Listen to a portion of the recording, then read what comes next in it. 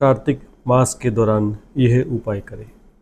हिंदू धर्म में इस खास पर्व पर करने के लिए कुछ उपाय बताए गए हैं जो जीवन की कई समस्याओं से छुटकारा दिला सकते हैं।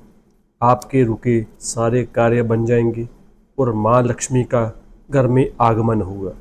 आइए जानते हैं इन उपायों के बारे में।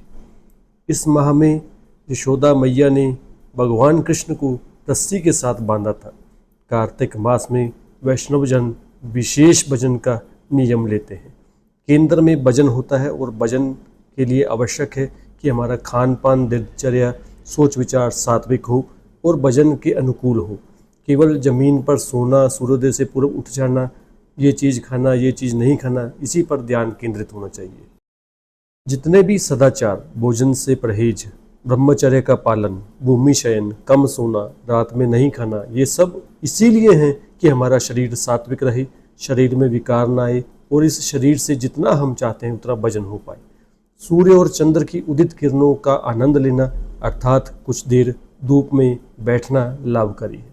इस माह गुड़ का सेवन और मूंगफली का सेवन और तिल का सेवन करना लाभकारी है। सूर्योदय से पूर्व उठकर स्नान करना, दामोदर अष्टक का पाठ करना, तुलसी जी की 108 या 4 परिक्रमा, तुलसी जी को दीपदान, तुलसी सेवा, ठाकुर जी को दीपदान, मंदिर दर्शन, किसी ग्रंथ का दर्शन करना और पठन करना, सूर्यों की किरणों से स्नान करने से चर्म रोग और त्रिताप से मुक्ति मिलती है।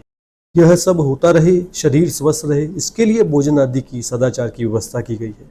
भोजन को सरल बनाने के लिए एक अच्छा तरीका यह है कि कार्तिक मास में आप खाने की किन्हीं 10 चीज़ों की लिस्ट बना लें और माह में वही 10 चीज़ों को आगे पीछे करके खाएं।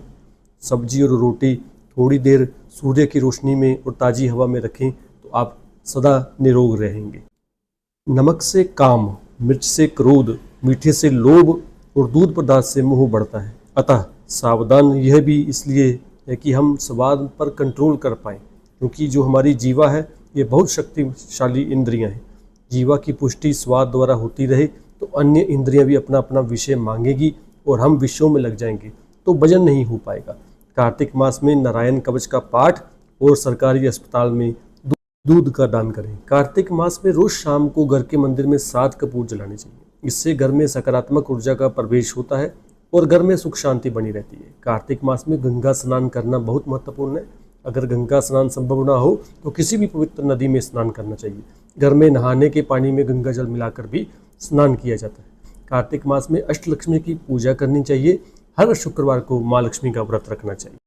इस माह भगवान विष्णु, माता लक्ष्मी, यमदेव और पीपल देव के सामने दीपक जलाना चाहिए। इससे घर में सुख शांति बनी रहती है और सभी प्रकार के संकटों से मुक्ति मिलती है।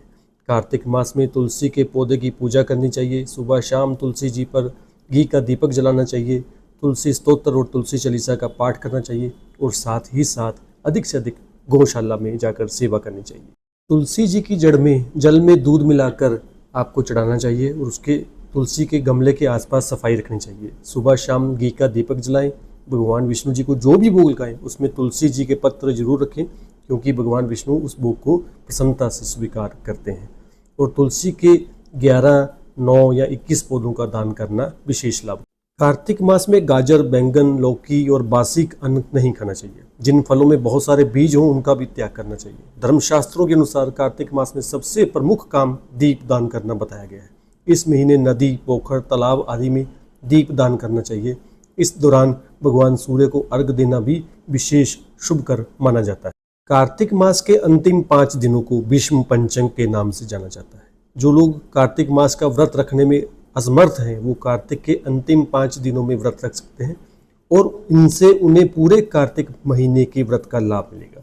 ये व्रत एकादशी के दिन शुरू होता है और पूर्णिमा को समाप्त होता है। इस दिन यमुना जी स्नान की समाप्ति करके राधा कृष्ण जी के पूजन, 6 नदी का दान और ब्राह्मण भोजन कराना विशेष लाभ। कार्तिक मास में व्यक्ति को अधिक भोजन, अधिक शयन और अन्य विलासिता की चीज़ों का त्याग कर देना चाहिए और अधिक से अधिक भक्ति करनी चाहिए। केवल कृष्ण प्रसाद, ठाकुर जी को भोग लगा प्रसाद पाएं।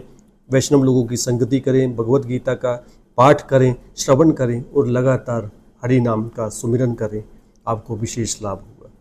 पुजारी रोहित सच्चर, सिद्धपीठ श्री हनुमंतेश्वर मंदिर, आप सभी को जय सिया राम, जय हनुमान, जय माता दी, संपूर्ण विश्व कल्याण की कामना के साथ आप सभी को जय जय सिया राम।